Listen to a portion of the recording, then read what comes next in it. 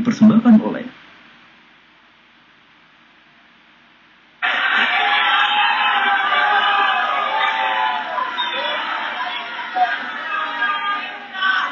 Ya, pemirsa, terima kasih Anda masih bersama kami. Kita masih lanjutkan debat pemilu kada Provinsi Kepulauan Bangka Belitung. Dan sesi ini kita akan kembali mendengarkan pertanyaan yang akan diberikan oleh panelis yang akan kembali menggali apa visi misi yang dimiliki oleh para calon kandidat ini. Panelis akan memberikan pertanyaan dan kandidat akan diberikan waktu 2 menit untuk menjawab. Panelis akan bertanya kepada kandidat nomor urut 4. Silakan, panelis. Baik, terima kasih Mbak Afi. Bagaimana strategi Bapak untuk meningkatkan keamanan dan penjagaan laut untuk meningkatkan pendapatan nelayan Bangka Belitung? Baik, silakan kandidat nomor urut 4, waktu Anda dimulai dari sekarang. Pada masa gubernur yang lalu, Pak Hudan Nirani, itu beliau pernah membuat kapal patroli yang dibiayai oleh APBD Provinsi. Tetapi dalam hal saya, untuk menjaga keamanan laut, saya tidak akan membangun kapal patroli apapun, melainkan saya akan melakukan kerjasama dengan TNI, khususnya TNI Laut. Kita tidak perlu menghalau kapal-kapal pencuri ikan di perairan kita dengan jalur laut, melainkan kita harus menghalaunya melalui serangan atau penghalauan dengan menggunakan helikopter. Bila perlu, kita tenggelamkan khusus untuk kapal-kapal asing yang mencuri ikan di wilayah kita.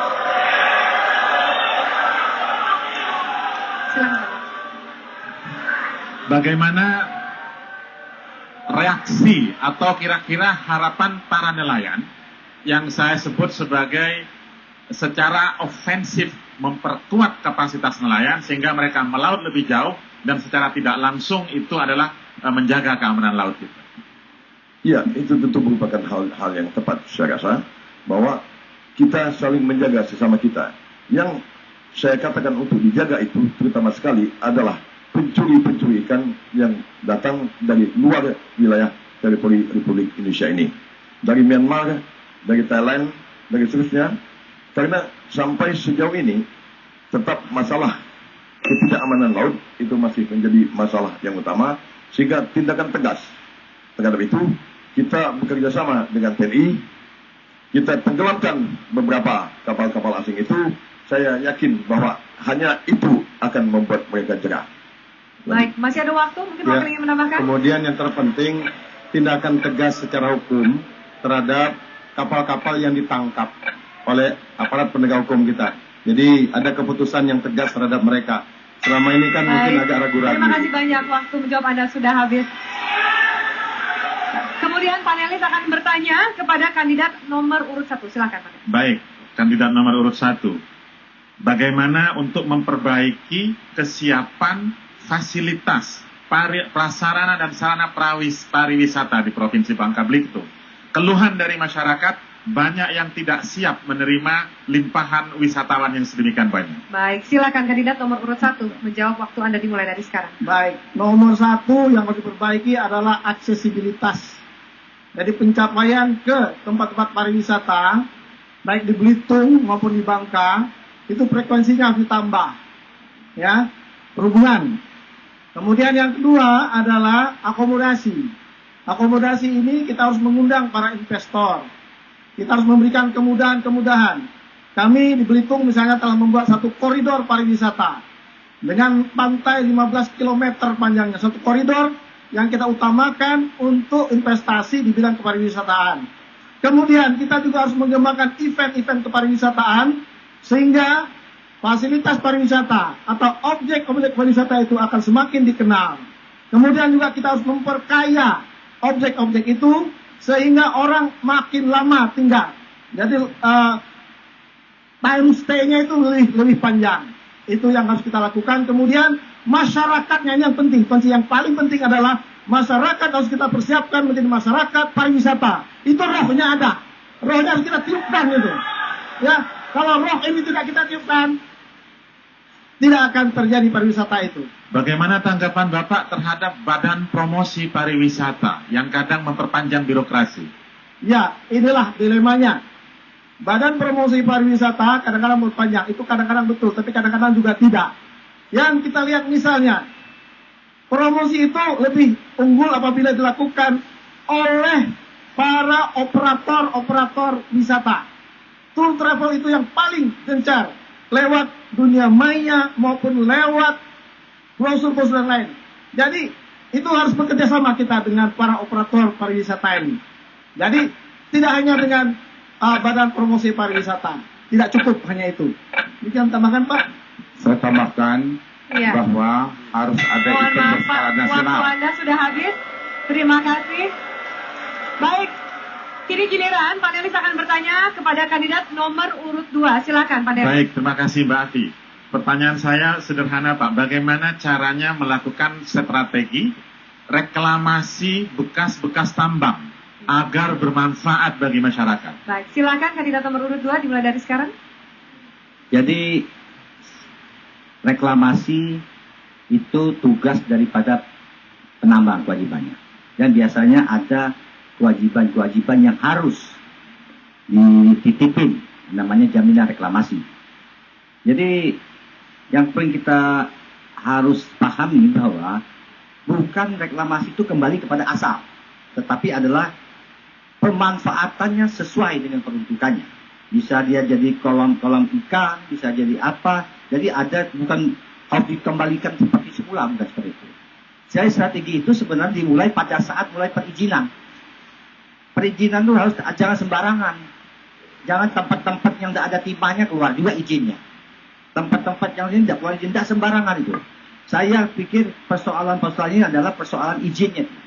Pemberian izin itu harus melalui proses apa namanya penyelidikan umum, kemudian ada namanya eksplorasi dan seterusnya. Tadi disebutkan ingin memperkuat R&D, Research and Development. Boleh diperjelas Pak, kira-kira bagaimana Pak? Terima kasih. Jadi memang pemuliaan lahan-lahan yang sudah tergerus oleh penggalian tambang, ini harus segera. Makanya sustainable itu kita juga harus cepat. Jadi di mana-mana pun teknologi pertambangan ini selalu menggunakan koordinat. Jadi kalau kita berjalan sesuai dengan koordinat, yang belakangnya nyambung. Reklamasi berjalan terus, memuliakan lahan. Dan pertanian akan berjalan di sana. Jadi ini harus ada barengan, jangan sedih sendiri dia, lepas akan terjadi itu. Kalau dukungan RT RW tidak kompak, tidak baik, bagaimana Anda mampu meyakinkan langkah-langkah itu? Saya kira itu juga merupakan suatu kepentingan. Karena lahan yang digunakan pun sebetulnya bukan lahan lindung atau lahan produksi. Tetapi ini adalah lahan yang bekas penambangan yang diserahkan dari pemerintah daerah ke penambang. Nanti kalau dia sudah menjadi haknya daerah, kita lagi yang akan kita mainkan. Baik, terima kasih banyak atas jawaban Anda. Dan terakhir panelis akan memberikan pertanyaan kepada kandidat nomor urut 3. Silakan panelis. Baik, kepada kandidat nomor urut 3, bagaimana strategi menyempurnakan sistem rekrutmen pegawai seperti yang Anda tuliskan di visi misi agar bersih dari KKN di seluruh kabupaten dan memperjelas karir pegawai negeri? Baik, silakan dimulai dari sekarang. Kita memahami bahwa sumber daya manusia di provinsi relatif masih rendah dibandingkan dengan yang kita harapkan. Oleh karena itu kerjasama dengan badan-badan atau lembaga-lembaga pendidikan sangat dibutuhkan. Kami mengharapkan kerjasama yang betul-betul transparan dan terbuka. Dan kami mengharapkan dari lembaga pendidikan juga memberikan hasil-hasil yang baik sesuai dengan kriteria yang telah ditentukan. Oleh karena itulah kami yakin dan percaya apa yang kami lakukan sekarang dengan bekerja sama dengan lembaga pendidikan itu dapat mengurangi atau menghindari terjadi KKN pada rekrutmen pegawai negeri. Kemudian tentunya keterbukaan. Bagaimana menempatkan pegawai sesuai dengan kompetensi dan keahlian pada bidang yang ditekuninya? Tentu itu harapan kita bersama. Tetapi pada kondisi tertentu kita susah memilih mana yang kapasitas memenuhi syarat, mana tidak. Sehingga di daerah ini memang masih memerlukan waktu untuk kita melakukan peningkatan kapasitas pegawai agar suatu saat nanti betul-betul the right man and the place dapat kita lakukan. Wakil mungkin ingin menambahkan? Yang sekarang ini kami repot. Terus terang, sumber daya manusia awalnya yang masih perlu ditingkatkan. Apakah ada perencanaan karir ke depan bagi sumber daya manusia di Bangka Belitung? Tentu ada. Kami memberi kesempatan kepada para pegawai kami, PNS kami untuk meningkatkan kapasitas ilmu pengetahuannya dengan secara formal maupun non formal. Secara formal tentunya melalui lembaga-lembaga pendidikan. Yang S1 kita S2-kan, S2 kita S3-kan. Kemudian yang non formal kita ikutkan dalam setiap kegiatan-kegiatan, seminar, penataran dan lain sebagainya yang berkaitan dengan peningkatan kapasitas. Baik, terima kasih banyak. Waktu menjawab Anda sudah habis, kandidat nomor urut 3. Terima kasih banyak kepada para kandidat juga panelis. Pemirsa, kami akan segera kembali, masih ada satu segmen terakhir, masih ada kejutan di segmen terakhir. Kami akan lanjutkan sesaat lagi usaha jeda berikut ini. Tetaplah di Metro TV.